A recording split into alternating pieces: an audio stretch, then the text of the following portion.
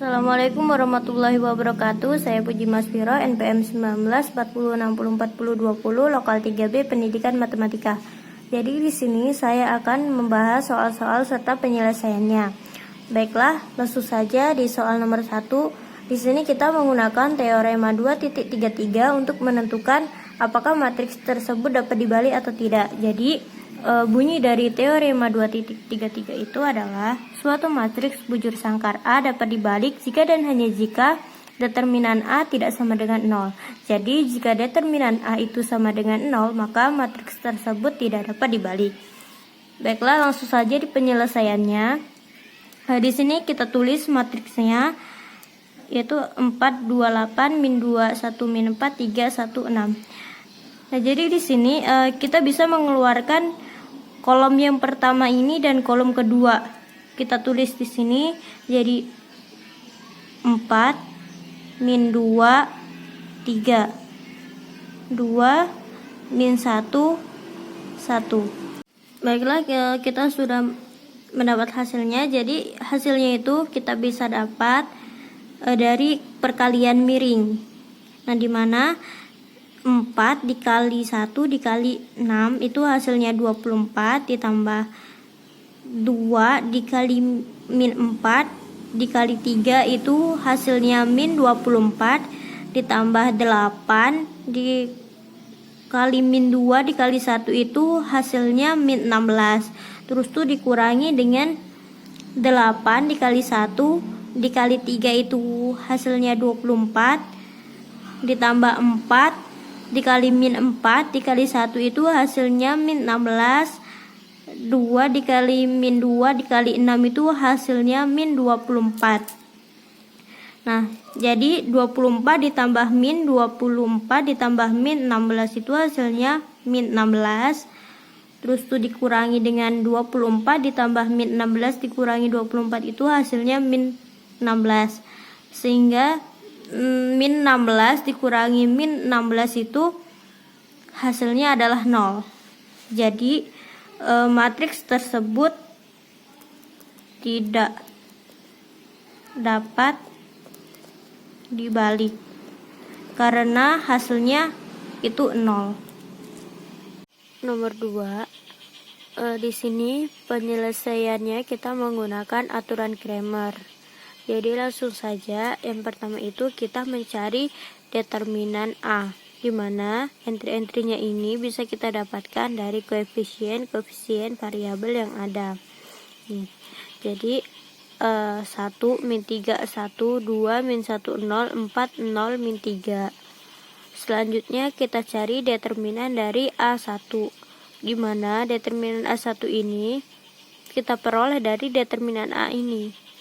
Tetapi kita ganti kolom yang pertama ini dengan ini 4 min 2 0, jadinya seperti ini. Selanjutnya kita cari determinan A2. Determinan A2 ini juga sama, mencarinya seperti determinan A1, tetapi yang kita ganti itu di kolom yang kedua, diganti dengan 4 min 2 dan 0, sehingga hasilnya seperti ini. Dan determinan A3 itu juga sama. Di sini yang kita ganti itu kolom yang ketiga, diganti dengan 4 min 2 0, dan hasilnya ini. Nah, di sini kita akan mencari itu X1, X2 dan X3. Sebelum itu kita cari dulu nilai dari determinan A.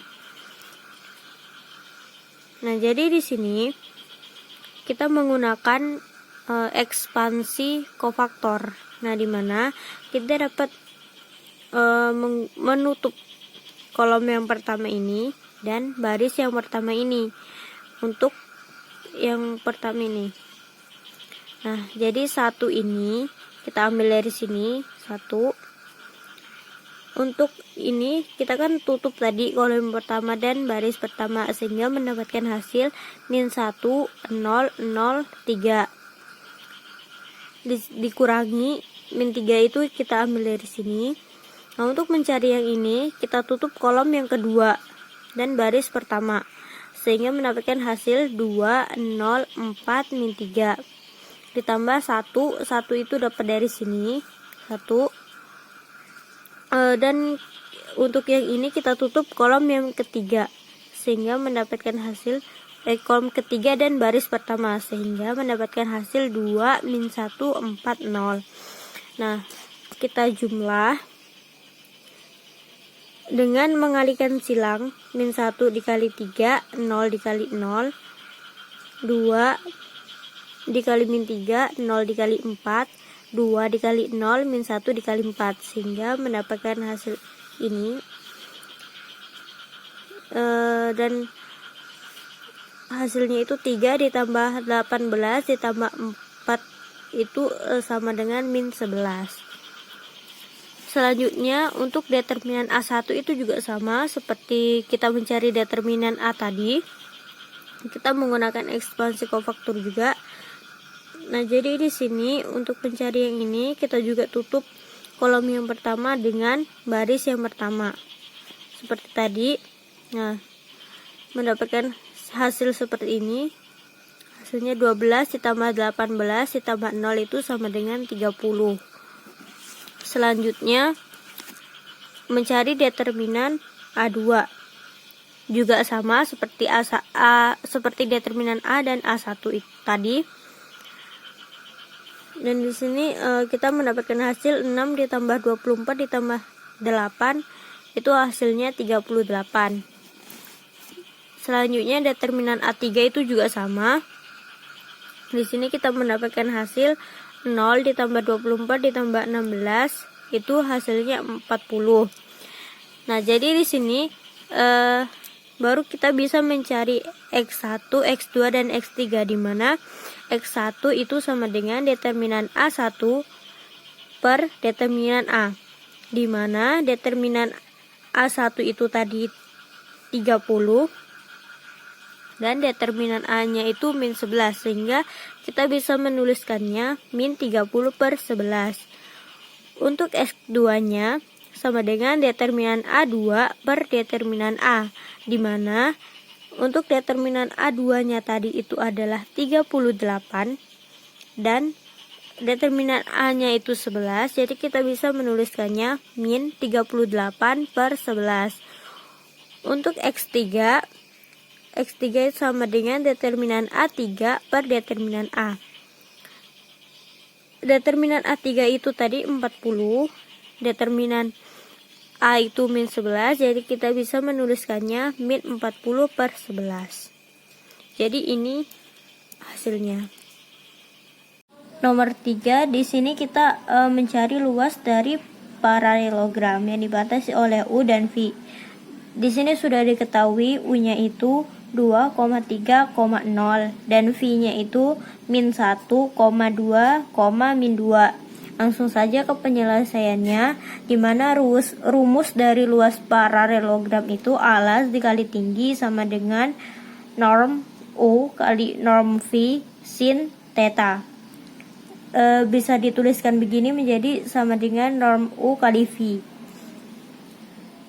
Selanjutnya U dikali V sama dengan matriks I, JK, U1, U2, U3, V1, V2, V3.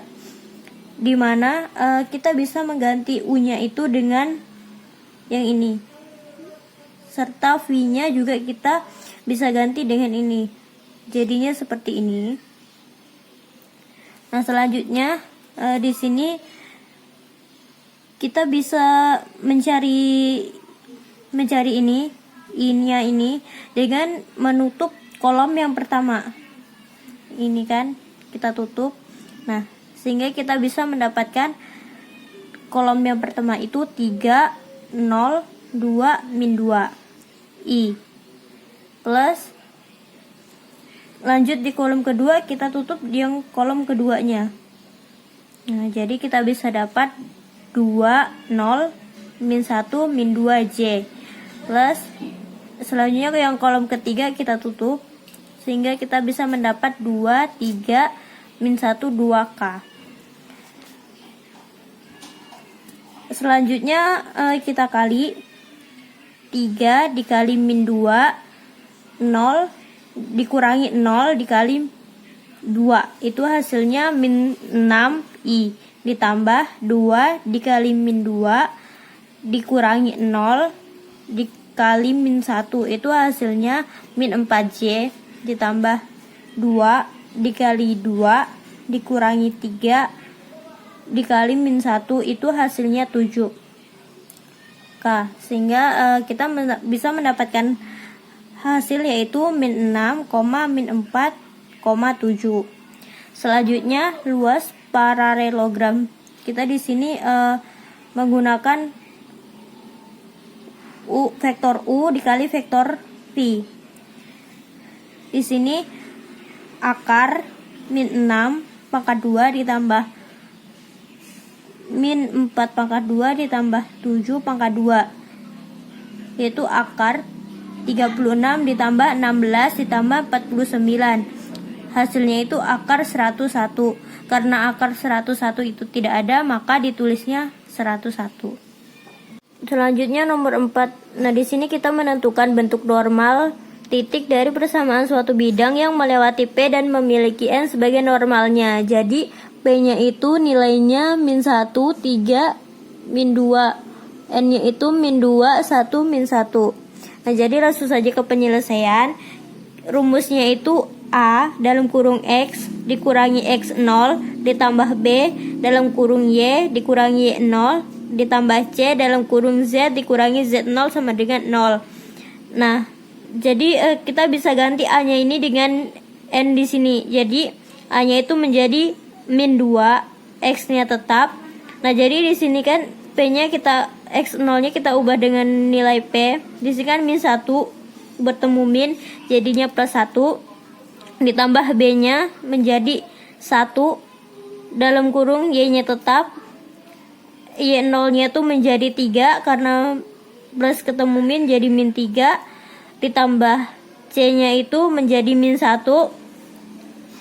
dalam kurung Z-nya tetap. Z0-nya itu kita ubah menjadi min 2 karena min ketemu min menjadi plus sama dengan 0. Nah, jadi kita bisa tuliskan kembali min 2 dalam kurung X ditambah 1 ditambah 1 dalam kurung Y min 3 dikurangi 1 karena ini min plus ketemu min jadi min 1 dalam kurung Z ditambah 2 sama dengan 0. Jadi hasilnya adalah ini. Sekian penjelasan dari saya. Apabila banyak kekurangan, saya mohon maaf. Wassalamualaikum warahmatullahi wabarakatuh.